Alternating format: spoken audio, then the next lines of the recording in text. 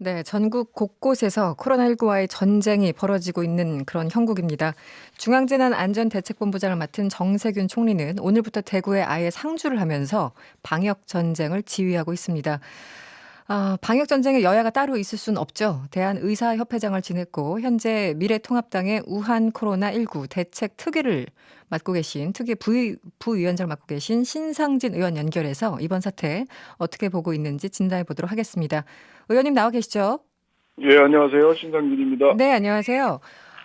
미래통합당의 우한 코로나19 대책 특위 위원장이 황교안 대표시네요. 그만큼 사태가 심각하다고 판단을 하신 겁니까?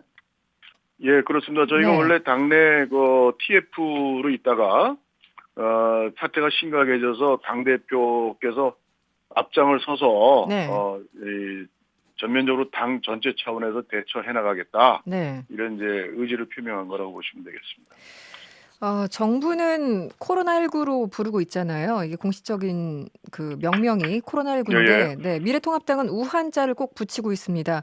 계속 쓰시는 이유가 뭘까요?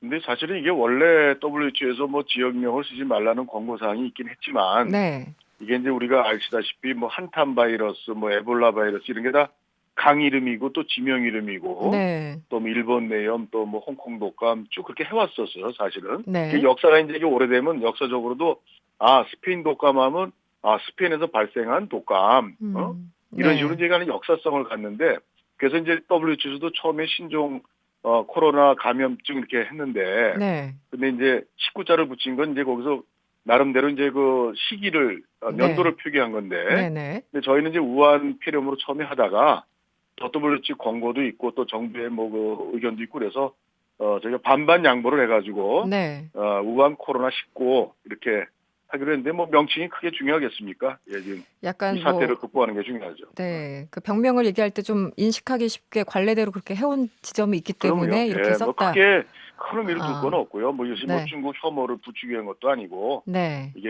쭉 그렇게 해왔던 이제 쭉 그 역사적인 또 병명 붙이는데 그렇게 해왔었죠. 알겠습니다. 취지는 알겠고요.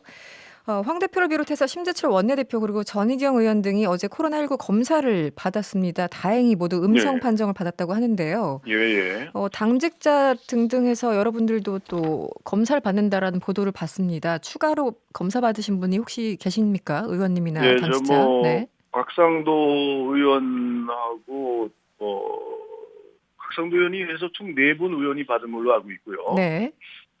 그리고 이제 아마 그분들의 이제 보좌 직원들이나 네. 그래서 아마 당직자 해서 글쎄 정확한 숫자를 제가 모르겠는데 한 뭐 네네. 10명, 20명 받은 것 같습니다. 추가적으로. 예, 네. 예. 아직 알겠, 결과는 안 나왔고요. 그 보좌진들은. 그렇군요. 예. 네. 그 의원님이 뭐 대한의사협회장까지 지내셨고 여기에 대해서 여러 가지 좀 전문적인 지식이 남들보다 훨씬 더 풍부하실 거라고 알고 있는데요. 지금 정부 조치에 대해서 전반적으로는 어떻게 평가를 하십니까? 그래서 저는 이제 제일 아쉬운 게 네. 이 이스라엘에서 이번에 저희 그 관광객 100여 명을 바로 돌려보냈잖아요. 그랬죠. 이 네. 국가의 이 감염병 관리라는 거는 엄격합니다, 원래. 그리고 이제 어디서 발생한 환자의, 이 감염자의 입국의 위험성이 조금이라도 있으면 네. 그 차단하는 게 그 감염병의 국내 확산들을 막기 위한 어느 나라든 그렇게 네. 조치를 취합니다, 사실은. 네. 근데 초기에 이제 우한에서 이제 1월 말, 뭐 오래됐죠. 근데 1월 그 구정 무렵에 굉장히 그 크게 터져서 우한시 1100만 되는 도시를 봉쇄했잖아요. 중국에서 자체적으로. 네네. 그럼 이제 그런 정도쯤에 우리도 네. 중국의 입국 제한을 그때 한 14일만 철저히 하고 한시적으로 네. 그리고 국내에 이제 그런 환자나 접촉자가 있는지 철저히 해서 그다음에 시간을 벌어가지고 방역에 대한 준비를 좀 더 철저히 하고 격리할 수 있는 장소 뭐 여러 가지 시스템을 점검하고 또 이렇게 했으면 네. 이렇게까지 확산이 안 됐으리라 저는 생각을 하고 전문가들도 많이 그걸 아쉬워하는데요. 지금 네네. 와서 지금 뭐 상황이 이러니까 어쩔 수 없는데, 알겠습니다. 앞으로는 네. 이 마스크나 지금 동네 의원에서, 우리 어저께 간담회를 했는데, 전문가, 네네. 이 동네 의원에서 간호사 의사분들이 마스크를 지금 못 구한대요. 병원 환자들은 어떤 의료진들이. 환자가 올 줄 모르는데. 네네. 그리고 뭐 종합병원 어느 그 원장님이 어제 오셨는데 네. 종합병원에서 마스크 비축 물량이 하루 이틀 분밖에 없대요. 네. 그거 다 의사 뭐 의료진들이 다 쓰고 나면 떨어질까봐 아주 그것도 뭐 한두 명도 아니고 거기는 네. 네. 무지하게 걱정된다고 그러는데 이거 빨리 정부에서 오늘 다행히 정 총리가 뭐 이거 절대 100% 보급하겠다고 했는데 네. 오늘 그 사이에 당정청에서 보면 논의를 했었죠. 네. 그 사이에 보면 이거를 중국이나 뭐 이 수출이 뭐 몇백만 개 뭐 이렇게 뭐 매일 되고 이게 참 왜 이렇게 그동안 이거를 좀 국내 수급을 제일 1순위로 둬서 못했는지 예, 이것도 이제 아쉽고. 네. 초반과 지금 또 달라진 갑자기 국면이 좀 그 달라진 부분이 분명히 있는데요. 제 근데 궁금 2주 제가 네. 이제 저도 마스크가 지금 없어요. 아, 잘. 네. 며칠째 쓰고 있어요. 이제 알코올 네. 스프레이 분무 뿌려가면서 지금 쓰고 있는데. 아, 그러시군요. 네. 네. 근데 저도 못 구하니까. 근데 이 동네 약국을 제가 어제 오늘 알아봤어요. 네. 제가 아는 사람들이 있어서 동네 지역에 네. 그랬더니 마스크 들어온 게 약국에 들어온 게 2주 전부터 안 들어온대요, 지금. 아, 그렇군요. 수급이 정말 안 되고 있다. 예, 아, 안 되고 있어요. 그래서 이런 알겠습니다. 부분을 좀 더 확실하게 해주시기를 바라고. 의원님 아까 말씀하신 것 중에 좀 궁금한 게 네. 일단 그 미래통합당에서는 중국인 입국을 금지해야 된다고 초반에 그런 얘기를 했었고 지금도 그런 입장을 좀 유지하고 계신 건가요? 어떻습니까? 제가 궁금한 건 중국인들을 입국 금지시켜야 된다는 건지 당시에도 그렇고 지금도 그렇고 중국에서 입국하는 우리나라 자국민을 제외하고 모든 외국인을 금지해야 된다는 건지 이 개념 규정도 조금 모호한 점이 있거든요. 우선 네. 네. 첫째는 뭐 100% 금지할 수는 없죠. 네, 외교관도 있을 거고 그렇죠. 국내 뭐100% 그건 아니지만 첫째는 우선 유학생들 있잖아요. 네, 네. 유학생들 지금 한 2만여 명 들어와 있고 앞으로도 한 5만 명 가까이 들어온다 그러는데 네. 이제 이 부분에 대해서 우선 좀 그거 사실 국내 들어와도 공부를 못 하잖아요, 지금. 그러니까 뭐 인터넷 강의든 아니면 계약을 주둔해서 좀 사태를 좀 잡고서 해야 되는데 네. 그거 제일 급하고요, 우선이고 그다음에 중국에서 단순 여행객이나 네. 이런 부분은 막아야 돼요. 사실 벌써 막았어야 되고 지금이라도 막아야 돼요. 왜냐하면 전문가들 얘기가 감염원이 우리 국내에서도 한 명을 다 쫓아서 접촉자 찾는 판에 네, 네. 중국에서 아직도 정말 한참 이게 창궐 하고 있는 상태인데 거기 들어오는 사람들을 하루에 몇천 명씩 들어오고 있다. 네.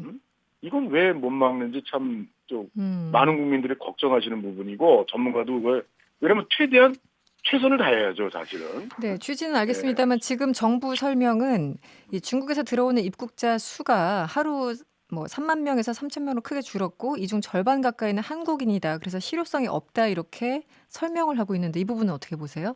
그거는 그러면 이거는 처음에는 3, 4만 명 들어왔어요. 네. 이게 터지고서도 계속 2월 한 초순까지 중순까지도. 네. 근데 이제 얼마 전부터 이제 줄었는데 네. 그러면 몇만 명 들어올 때 그대로 계속 놔두고 이게 확률상 이게 무증상 감염력이 있는 질병이기 때문에 네. 그 공항에서 발열 체크하고 증상이 하나도 없으면 걸러낼 방법이 없어요. 그 네. 사람들을 다 검사할 수도 없고. 그러니까 많이 들어와서 이 사람들이 자유롭게 돌아다녀요. 오늘 유학생은 셔틀버스로 해서 이제 이동시켰다고 그러는데 그러니까 일반 들어오는 유학생 말고는 지금 중국에서 우리 내국인이 됐든 중국 사람이 됐든 네. 몇천 명, 3, 4천 명씩 들어와서 그냥 자유롭게 돌아다닌다고요. 그러니까 초기 공항만 통과하면. 예, 초기 그래서 조치가 이거는 잘못됐다. 네. 방역의 기본이 안 돼 있는 거예요. 알겠습니다. 의원님 하나 더 질문을 좀 드릴게요. 오늘 그 당정청이 협의를 가졌는데요. 네.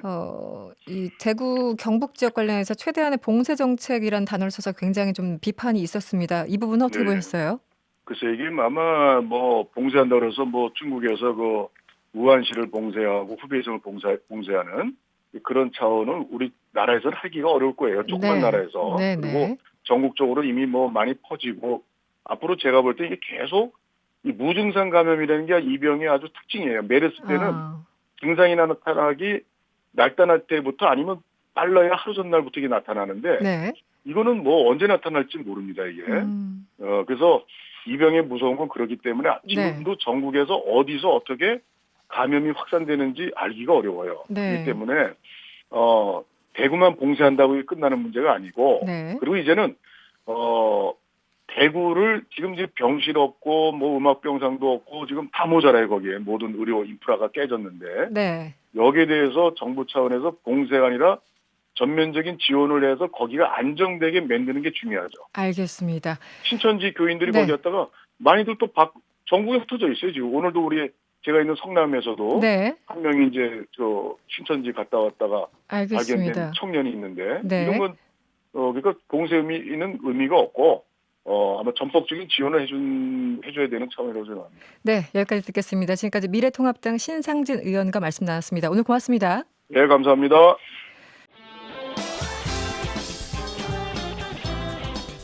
여러분의 퇴근길을 꽉 채워드립니다.